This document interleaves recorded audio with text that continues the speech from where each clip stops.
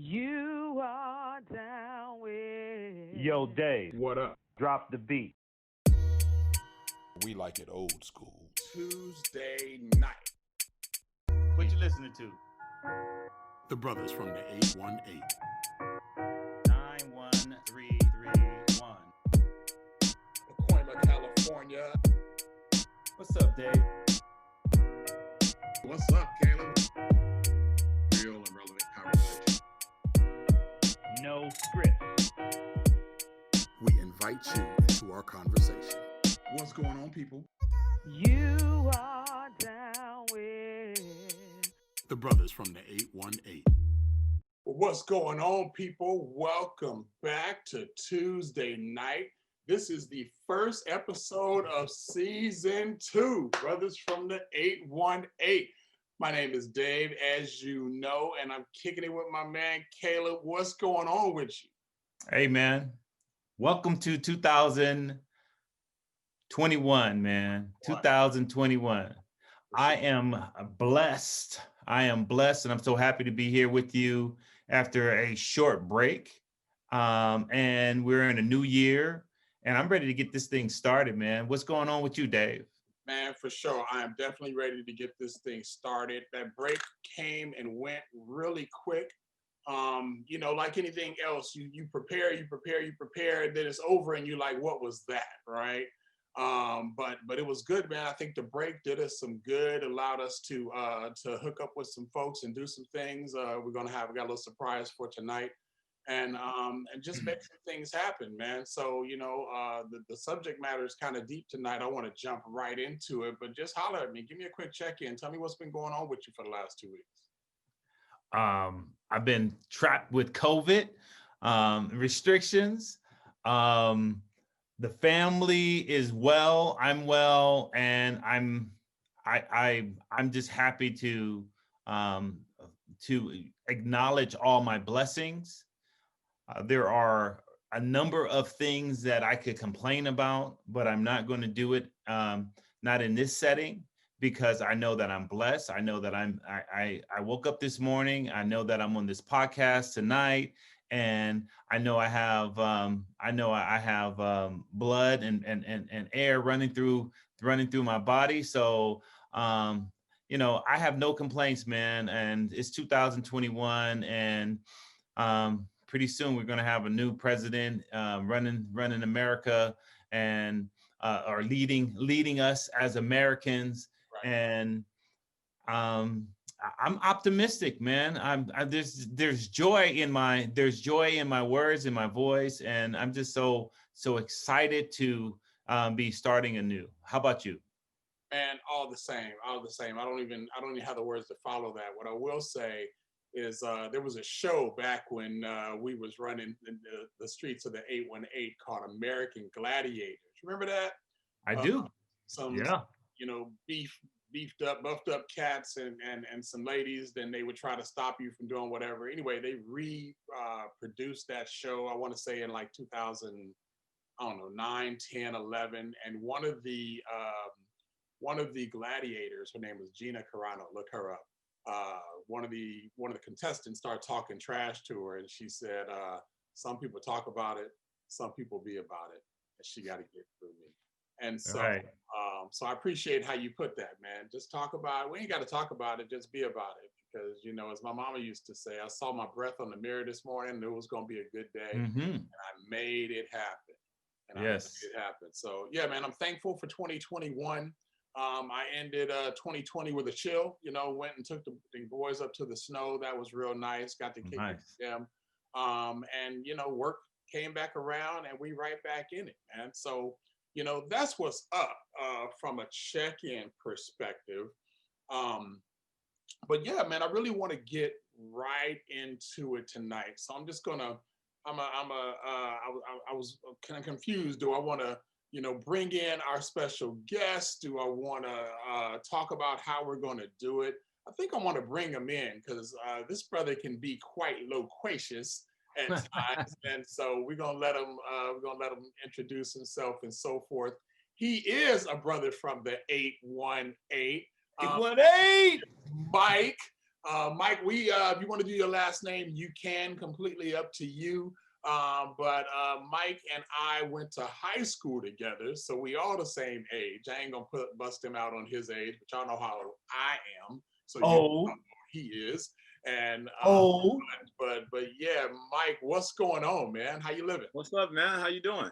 Man, can't complain. Man. All is good. Thank you for being with us tonight. Oh yeah, I got a smile on my face for this brother right here. For those of you who know David or don't know, this was a cool brother, man. We're the same age, so I can't say my big brother. But when we were in school together, we had a lot of adventures in Spanish class, and we had our arch nemesis. We just had good memories, good times, man. We have a lot of good friends in common.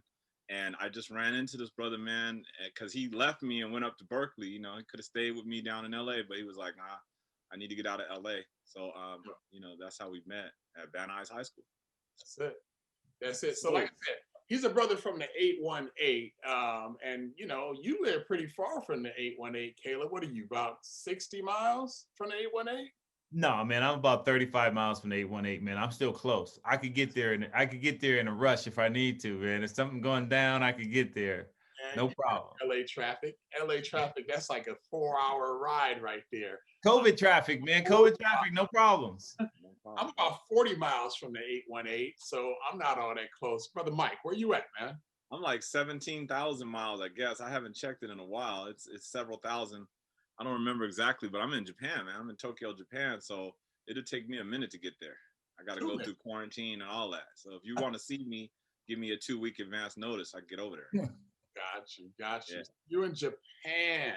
Tokyo, I Japan. say that like I'm shocked. I knew he was in Japan, but this is season 2, Mike, our very first episode, beginning of the year. And I just got to take a moment to say thank you, brother, because we went global.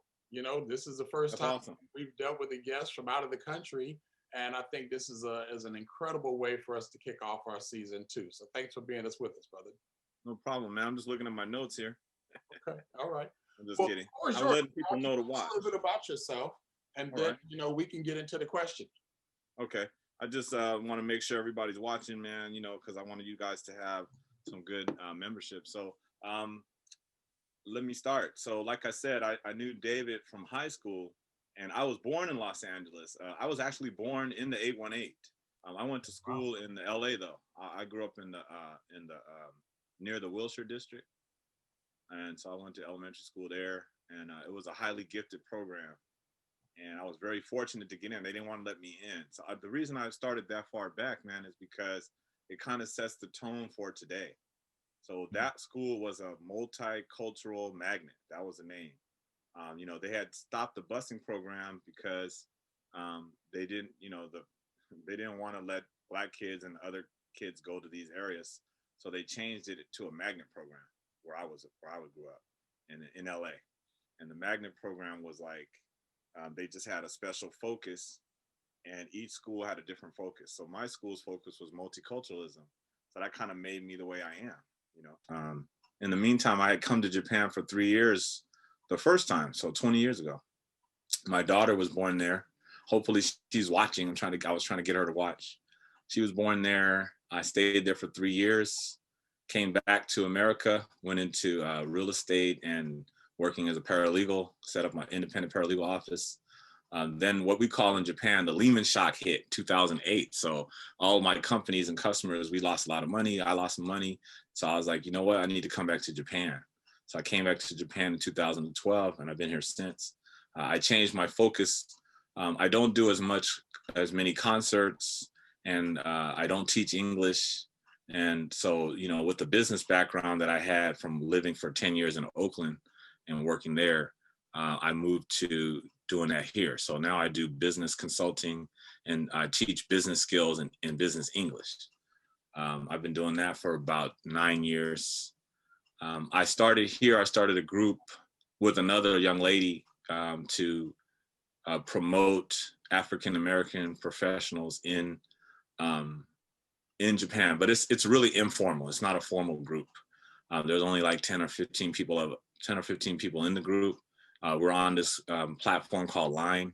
We exchange information about jobs, about culture, and about finances. They're really interested in finance, so that's really interesting for me watching them. Most of them are younger than me, so when I was at school, I always had the brothers looking out for me. So I want to do the same thing here because there are different challenges in Japan. So we can talk about that. So that's basically my background. And like David said, I talk a lot, so I'm gonna push it back to you guys, man. I don't want to talk too much, so I'll push it back. Well, that's what's up, man. We wanted to make sure you had a platform so people knew who we were talking to. Let me just hit a couple clarifying questions. So you said Sure. you've been there 9 years this trip, but you were there before this. So how many years were you in Japan before then? So I came to Japan in '95, the first time as a tourist. I stayed for a few weeks, and then I came back in '98 for 3 years. And at that time, I was doing my master's. So I finished my master's of city planning about Japanese housing styles and conditions. And then after 3 years, I went back to America and I moved to Oakland. And then I stayed there for 10 years. And I did, I kind of switched up, we were doing the concert things, but in the meantime, I was working on immigration issues and also some real estate investing. But after the 2008, the market crash and stuff, a lot of my clients went out of business. So I didn't know what to do, man. I mean, like a lot of people. And so I was like, well, I'm gonna go back to Japan. So I came back to here, and then my boys hooked me up to do more business instruction, and then eventually moving into consulting for communication consulting. That's what I do now. So now I've been living here. The second time is 9 years. So I've lived in Japan a total of 12 years. Okay. So 12 years, roughly 25% or so of your time on this planet has been in Japan. Sound about right? Yeah. All right. So Caleb, today is January 5th. For those of you who are checking this out live, it's January 5th. For those of you who are catching the recast, it's January 6th.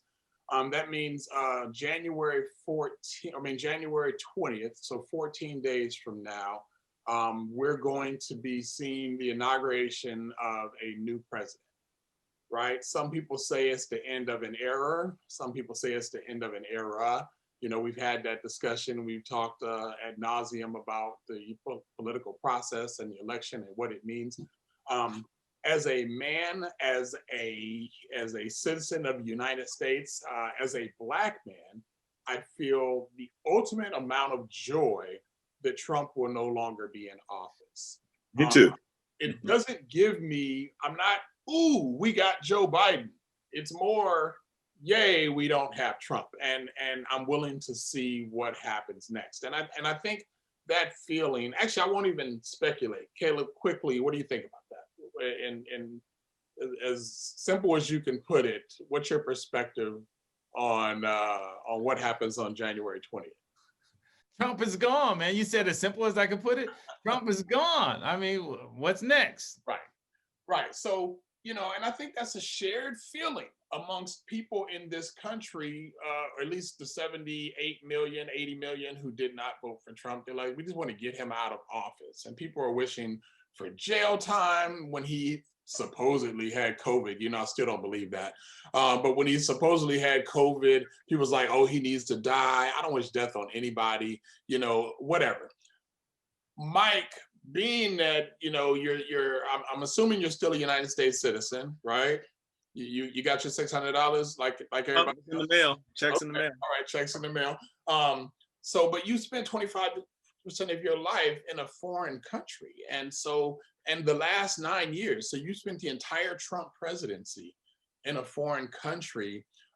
What's the perspective from your end, not only being in Japan, but being in Japan as an American citizen, and not only that, but being in Japan as an American citizen who also happens to be a Black man right after or even during some of the most explosive racial tension that has occurred in this country since the late 60s. Man. How do you feel about that? What's your perspective? You sure asked some tough questions. I gotta remember my own English training and chop that question up. So first question is, are you asking me your first question is, how do I feel that Trump is leaving? Right, that's first question. Okay. I mean, I think I can speak for most of the Black people in Japan, Black Americans. that I know we're very happy and relieved. This happened to me before, and it was worse when Bush was in office. So I mentioned Bush earlier, but the first thing he did was dismantle a lot of the programs that Clinton was doing. And Japanese people would ask me, "Why is your president doing that?" But Trump has been more difficult because, you know, um, he's a more he's a pop culture figure. So people, I have to correct Japanese people. They say he's a successful businessman, and he's very famous. So sometimes it's difficult to explain, because a lot of times, I mean, some of you probably had this similar position as a black person. If you're especially from the 818, when I was younger, a lot of times I was the only black face in the class. So you have to explain, and they want you to explain everything, like, why do black people think that way? We're not a monolith, but they don't have any other reference. So it's even worse here because they really don't have a lot of people to talk to. And, to them, Trump is, especially in the beginning of his presidency, is like, why are you guys so worried about Trump? He's a successful businessman. This is good. It's different from the establishment. But yeah, most of us feel relieved. We don't have to explain this guy anymore. It was sometimes stressful. And like I said, some Japanese people have different points of view. So many of them admire Trump. And that's very difficult, especially when the person in front of you is your customer. We go into these multi-million dollar companies to talk to them about business. And there's a businessman in charge of America. And they're like, what's wrong with that? And, so I have to decide how far do I need to go. So if I'm in the classroom or in the boardroom, I don't say it too much, but if they go for a drink with me after, or in the coffee shop, and I tell him how I feel about it. And it's great that he's out. I think you and I talked about this a little bit yesterday, and I told you that I really had, I'm still struggling with the 80 million to 70 to 80 million votes that he got. That's still an issue for me. But him being out is a good start. I want to just chime in, man. And it's bringing me back to pre-November 2020. Seems like it's so long ago, but character matters, values matter, morals matter, integrity matters to me. And I've said time and time again, and on this podcast, that I feel that President Trump is unfit for office. He is a disgrace to our democracy and our Constitution, and he abuses his power for his own self-interest. And if I was talking to those Japanese businessmen that you were just speaking of, those would be the reasons why I take issue with Donald Trump. Not because he's been a successful businessman. What I've learned in my years of life is that, success builds on success. And in order for you to establish any success is you need a starting point, you need a launching point, you need some money, you need some backing, right? You need some leverage. And he had that, and he was successful in his real estate efforts. But as a president of the United States, I feel like it's been a shamble of what I hold true and dear to my heart as an American citizen. So you mentioned, in comparison, again, not being Trump-centered, but you mentioned in comparison with like Bush, people would say to you, like, what is your president doing? And I'm assuming that on some levels, maybe they asked the same thing during the Trump administration, and maybe even in the Obama administration, and to a tighter degree, because now your president looks like you, right? And so they're making an even tighter comparison. How do you balance that line? No, actually, for Obama, I didn't get a lot of that. I'll tell you the biggest differences for me. For Bush, I had a lot of Japanese people questioning, well, not a lot, but some Japanese people asking me why, specifically the environment problems. 9/11 happened. I came home before that. So his handling of Iraq and all that, we didn't get into that, but they were mainly concerned with the environment because they're looking at global issues and how it affects Japan. When Obama came in office, nobody said much. I mean, they Japanese people, they still need a lot of exposure. I mean, it's hard to imagine, but this country is like 98% Japanese. I mean, it's hard to imagine a homogenous nation like that, because even if I lived here, we sometimes get into that. And I want to talk about that some more after we finish this, but that just, you have to think about that. Everybody's Japanese. So I live in Tokyo, and Tokyo is like the most diverse place in Japan, and it's like 97% or 96%, I forget the numbers. Everything is more than 90. So if you're outside of Tokyo, you might not see anybody who's not Japanese. The majority of the immigrants are from Asian descent, so sometimes it's difficult to discern where they're from. That you'll often meet Chinese or Vietnamese people who are completely fluent in Japanese. I'm not. My Japanese is better. I would like to be much better than I am, but I'm not fluent. But you'll meet Asian people, so you can't tell, and they often adopt the culture of Japan. It's easier in Japan to survive if you fit in better. So the more you can fit in, the better it is, I think. And so, they just talked about Japanese issues. So with Obama, it was more like, how do you feel having a Black president? That was as far as they could go. They didn't ask me about his policies. The thing that came up the most was health insurance, because most of you probably know or don't know. I mean, but in Japan, they have socialized insurance already. So everybody in Japan has insurance. So for me, that means when I get sick or I have a problem, or my son or my wife, we can easily go to a hospital.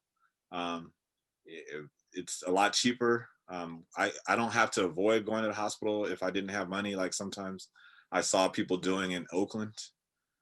Mike, would you recommend others, and specifically African American men, Black men, to even consider moving to Japan? Yeah, definitely. Right now, it is COVID virus situation. So the easiest job right now is English teacher, right? So for the younger guys out there, the problem is that there are quite a few teachers now, so it's a bit saturated if you want to be in the metropolitan areas.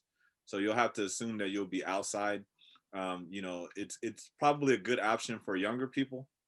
For older people, when I say older, I mean like 35 plus.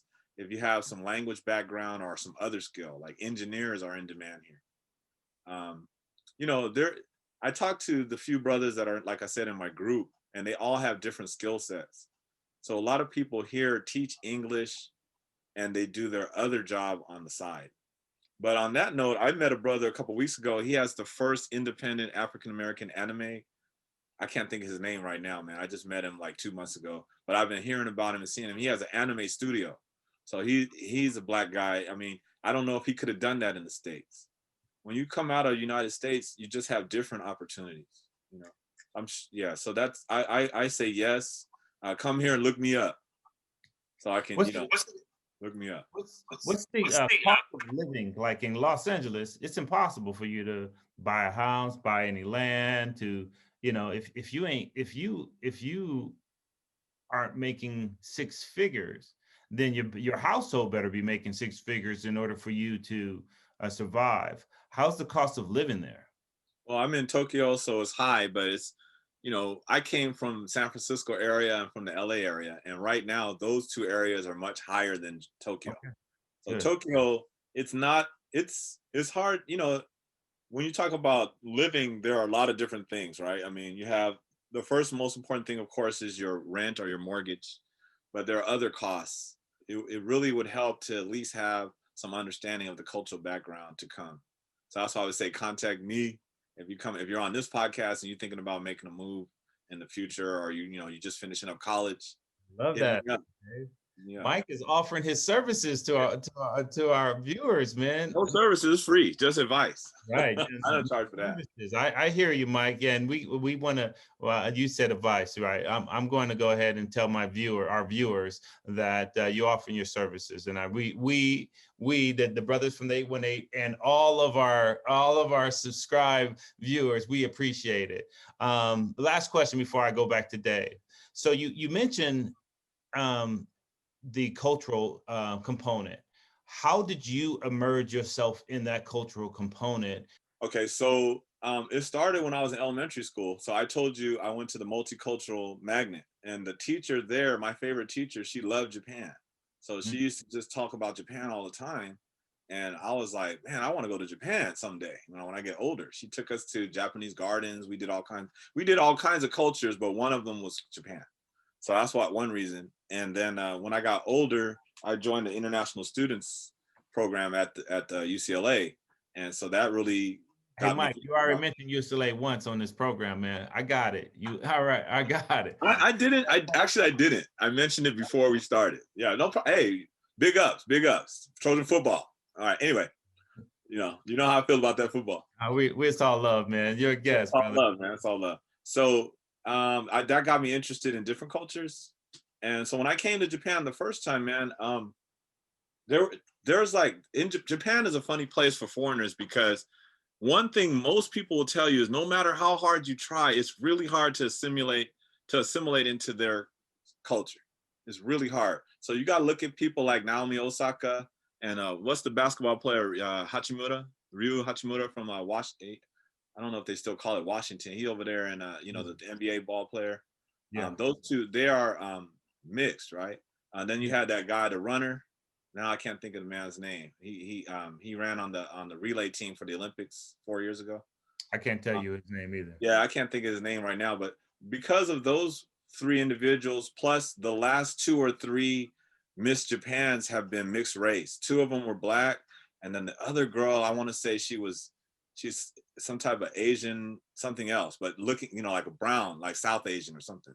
But the 2 of them were black, and so this caused a lot of controversy in Japan, because they have trouble with how they look at other people. And I wanted to mention this, and one of the words that I don't like is half. So they say hafu, but that means half. So this means a person that's half Japanese and half something else. And they have trouble reconciling those people in their culture, especially 20 years ago. Now it's better. And I would say that it's really thanks to Naomi Osaka, number one.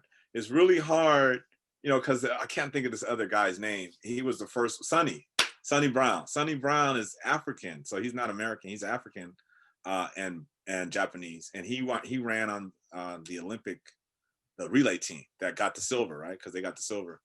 And when he came out, people were like, "Oh, is he Japanese?" That was the first start. And then the second one was the Miss Japans. They had 2 or 3 in a row that were half black. And sometimes they're American, sometimes they're African. Because Naomi Osaka is actually Haitian, right? People forget that. She's lived in America, but she's actually half Haitian and half Japanese. So that's confusing to them too, because they just think she's Black American. Right. It's like, so they just have more trouble with boxes even than Americans do. Check this box, because everybody's Japanese. So it's for them, it's like, we're Japanese and all you guys are that. Right. And so that's, so my first 3 years here, I didn't think I was going to come back. And so I studied Japanese, but not super seriously. This is one thing I wanted to tell you. The reason I keep saying contact me, these guys were telling me, "Hey man, you don't need Japanese, man. Don't worry about it." And sorry, I have to say, some white guys that I met, "Oh man, you don't need Japanese. You don't need Japanese." So I was like, I kind of studied on my own. I was 28, so I'm not stupid. I didn't think they were giving me the okie doke until I called their buddy. I'm like, where's so-and-so at? Oh, he's studying for the Japanese test next week, man. He's busy right now. I was like, that's how they do it? And then I had people actually ask me, Japanese people, why don't they have more Black teachers like you? So at that time, 20 years ago, when I first came, they had a program called the JET program. And this is Japanese government, and it still exists. They bring in the recent college graduates to teach in high schools, junior highs, now elementaries.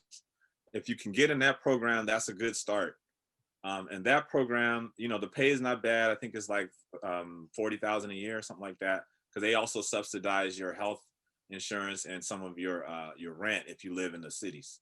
It's really tough to get into now because there are less positions, but that would be a good place to start for if you're under 30, because they'll take you if you're over 30, but it's better for young people. But now they've expanded it. But that program was good. But they used to ask me, and why don't they have more Black teachers? And at the time, they focused on white males. So any country but white males. But at the time, they tried to expand. So they started getting New Zealand people, people from Jamaica. So when I came back, it's totally different. You know, when I meet those people now, sometimes we have alumni meetings for that program, and it'll be all kinds of countries and all kinds of people. You know, they have teachers and they also teach other languages. So it's expanded, but at the same time, the number is down. It's not the best job in the world, but it's what you would look at it is you need to come in and then start learning Japanese. So when I came back to Japan the second time, I started doing Japanese a lot more. Not as much as I would like, but a lot more. And every time I pass a Japanese test or improve, my income goes up. I mean, that's, you know, and it's just, that's just the way it is. And I have a few friends that are a little bit older, so they don't study, but I always encourage the young guys that I meet, young ladies and young men that are here, please learn Japanese. So you don't need it to get here. But once you get here, then you got to start thinking, because there's two ways to go. You could stay in education and become a college professor, or you could start in education and move into the business sector in some area. Those are two easy ways without as having as much Japanese. If you're an engineer or something, it would be a little bit tougher to come over. You know, you can, because they still need them. They don't have enough, especially people with PhDs. But I mean, you know, that's, you know, you're 30 something years old by the time you get your PhD in engineering, right? Right. So just for the average, ordinary, you know, 25-year-old college graduate thinking about maybe I want to live outside of the United States, that's a good way to go. Right. Because as you were talking about cost of living, I mean, the average person in Tokyo, I just saw it on TV today, you need to make $3,000 a month, but then that's for a single person, and you probably be living in a small apartment, like a single or one room at the most. They have, those are about $800 a month. I was living in one for 600, but I got it like 6 or 7 years ago. Yeah. And that was hard because for foreigners, it can be a little tough, you know. So I was paying like 600 a month, you know. So my wife, I got married again. She bought a house before I was married. She sold that, and we now live in a condo. We have a condo because a house has a lot of tax issues. So that's another story. But I was thinking about buying a house, and I have friends who are interested, because Japan has another phenomenon, we could talk about it another time, where there's, you know, the declining population, there's so many empty homes available, so the prices are low.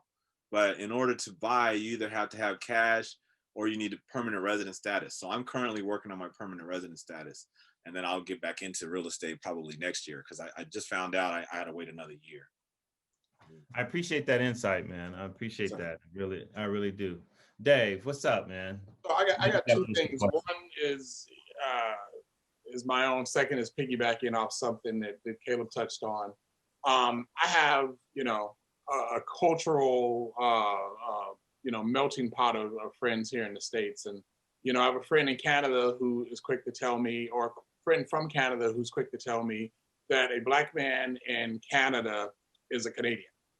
I got a couple bros I know over here that are from UK, Italy, different areas of the European nations, and they'll tell me that they're British or they're Italian, and they look like me, right?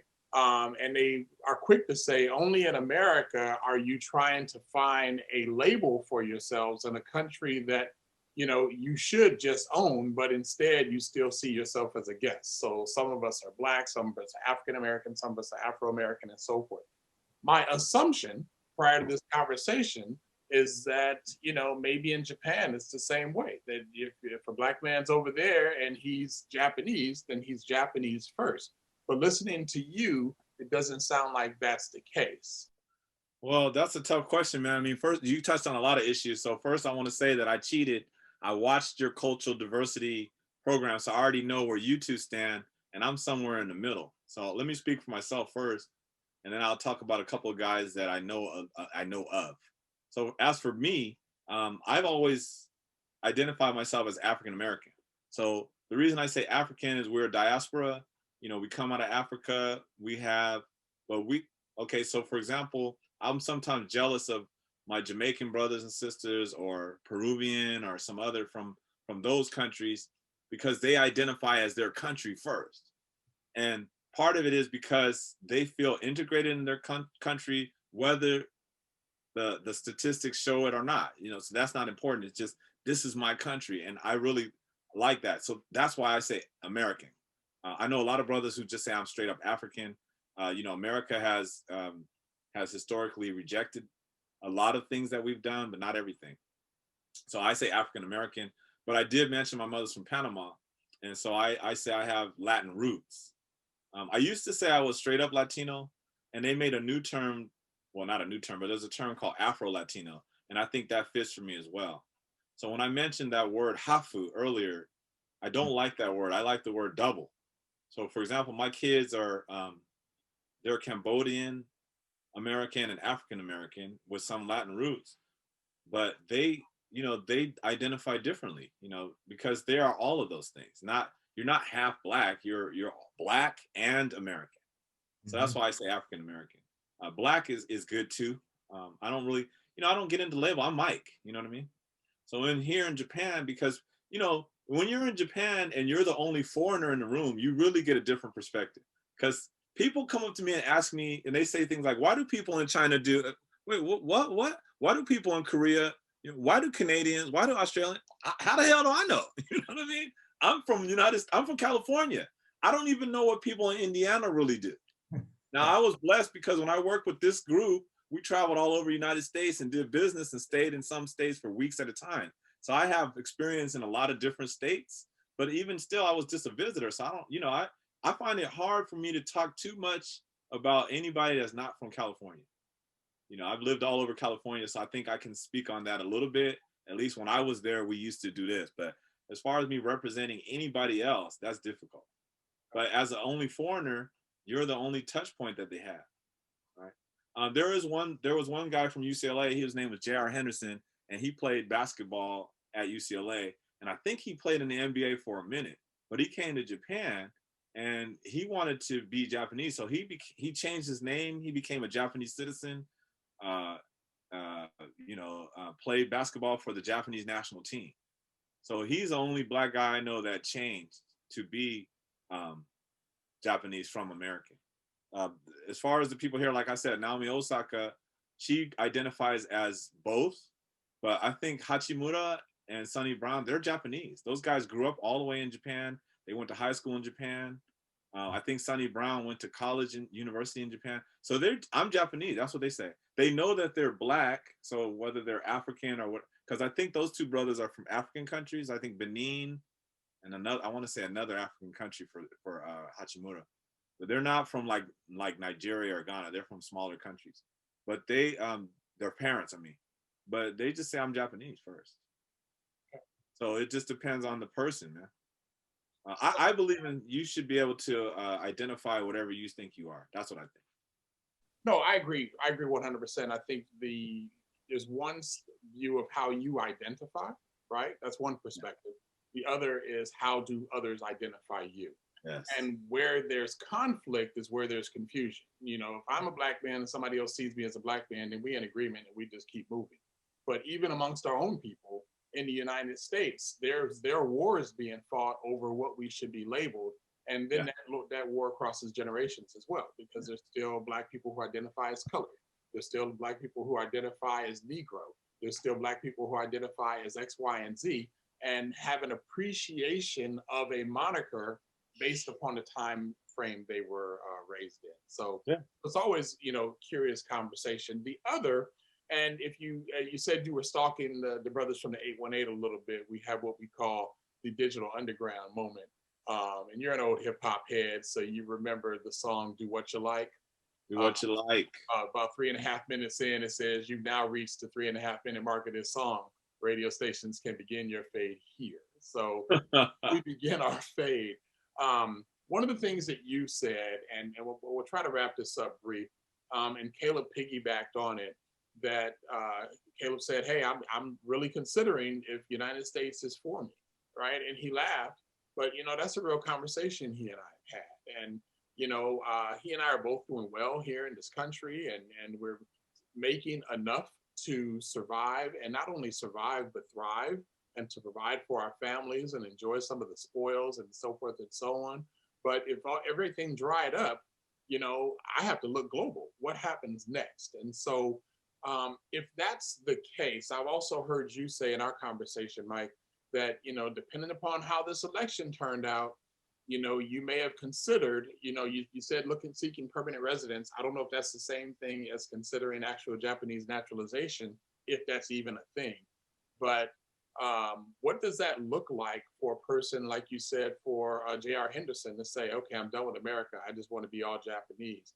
How does that work out? And what benefits are there? And I'm not saying this for all of our viewers to say, hey, give up your U.S. citizenship. I'm not saying that at all. I'm just saying, looking at this, since we have an American representative in Japan, what does that look like? All right. So permanent residence, kind of like a green card. So I wouldn't have to give up my U.S. citizenship. I would be a permanent resident.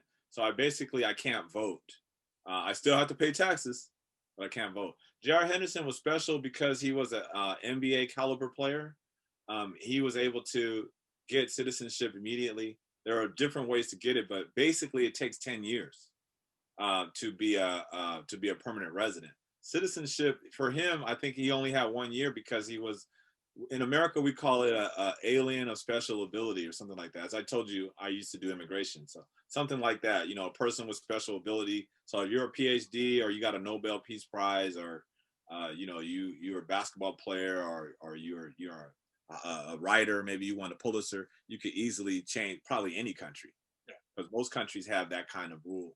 But for the rest of the regular people like us, you come here and live for a few years on a work visa. If you're already married, then eventually you would apply for the permanent resident. If you decide to become a citizen, you would renounce your U.S. citizenship. Japan is very strict, so that's why the girl Naomi Osaka, I just like using her because she's a good example. She had to give up her citizenship and just become Japanese. I think it was a brilliant move on her part. Serena Williams was dominating the American markets, and by being mostly Japanese, by being Japanese, choosing that route, that opened up more marketing here in Japan. Japan's still the number 3 or number 4 economy in the world. So, she just opened herself up to that. So she's making a ton of money by doing that. That was a good move for her and for those reasons.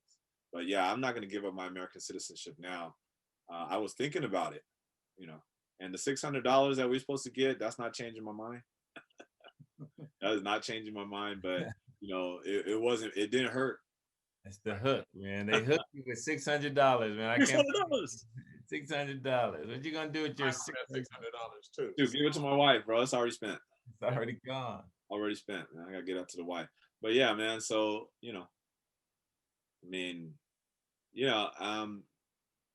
if you're a young person starting out, man, that's why I came to Japan. I wanted to do an international report for my master's. So that was that was at that time. I wanted to experience it. If you can do other ways, again, COVID virus notwithstanding, just do a year study abroad and see what it's like to be. You got to get out of this country. I don't care if you go for a 2-week vacation, do a study abroad for a semester. Please broaden your horizons. Great. That's my advice. Please do. All right. Well, 2 things, brother. One, thank you again just for hanging out with the brothers from the 818. Thank you. I definitely appreciate it. Caleb, I think what we really want to do, and with Mike's permission, is just invite him back on, man. And I think that he may have access to some resources that our viewers will never ever have a chance to access, at least to learn about the opportunities that exist in Japan, whether it's love, life, liberty, justice, career, economic, sports, whatever the scenario may be. You may have access to some resources, Mike, and if you'd be willing to put together a group that would be willing to come on, we would love to host them and have some conversation about whatever, right? And we can dig into that a little bit and really turn this into a powerful thing. One of the things that Mike asked me, Caleb, he said, you know, what are you guys about? What do you talk about? I was like, man, we just two brothers from the 818. You know, we survived walking through the projects with a I wish you would mentality, and you know, went to school, went to college, you know, got some advanced degrees, made a little money, made some decisions, and so we play the field the whole way, right? We can sit with you know, the greatest of the great and the lowest of the low and everybody in between, and we're just going to have real, raw, and relevant conversation. And we hope that you experience a little bit of that tonight. So we thank you for your transparency and everything that you provided the brothers and our viewers with tonight. It was great. Thank you. Thank you for having me. Absolutely. Caleb, hit them. How do we close this thing out? All right, Mike, I'm gonna hit you back, man. What you listening to? Listen to the funk, man. That's it. You know, I'm always finding new funk songs from the 70s and 80s, you know, Slave. You know, I like the funk, man. Just give it to me. I can't even top that, man. I'm listening to the funk, and that's it. I love it. I love the funk and nothing else. I mean, I like salsa and stuff like that, but right now, that's just right now, you know, because I'm still, you know, like I'm still doing the music thing, and so now I'm trying to think about how to integrate different kinds of music with this Peruvian music. So that's what I'm working on right now. Mike, I can't wait to get you back on, man. It's going to be great because you mentioned reggae. My wife is from Jamaica, and I wanted to ask you questions about that. I have a ton of questions, but we don't have enough time to go into it. Yes, sir. I was listening to Cheryl Murdoch. As we lay. Yeah. Dave, what you listening to? Tell them the story, man.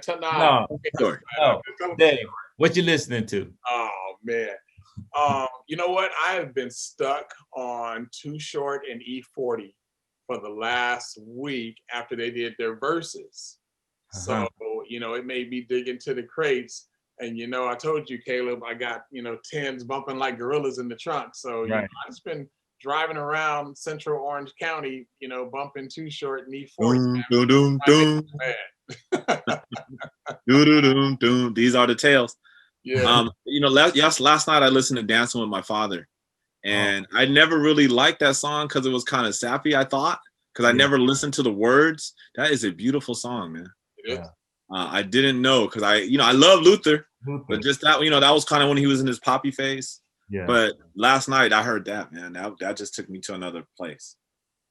Well, I want you to share with me. I don't need a whole lot. I don't know if you have Spotify or what you have, but I want to check out some of this Afro-Peruvian music. Oh yeah, okay. And so forth. I would love just to, you know, I need something to get me out of E40 because my girl looked at me. She's like, "You becoming hood," and I've always been hood. Choices, you know. Yep. Dun, dun, dun. Nope. Dun, dun, dun. Yep. So it's all good. So Mike, again, we just want to thank you.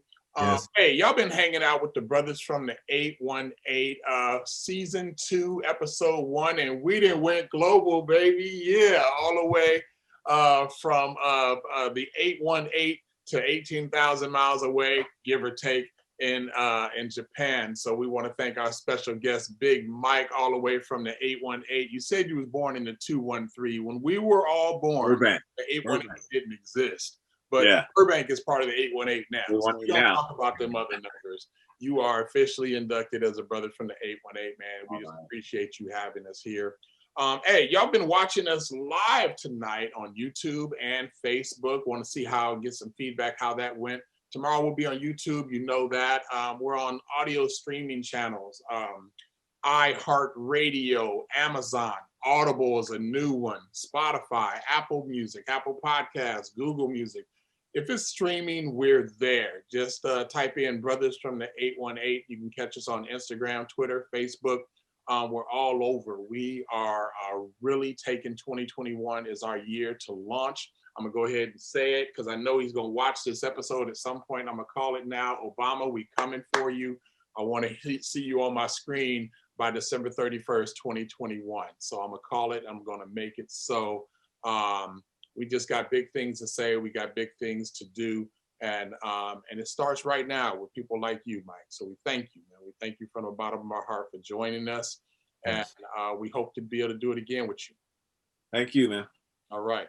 So we closed out last time in a nice way in the immortal words of that great poet, Russell Simmons. Thank y'all for coming out. What did he say? Hold up. Thanks for coming out. Now I messed it up. It don't even matter now. Peace. Be blessed. You are down with The brothers from the 818.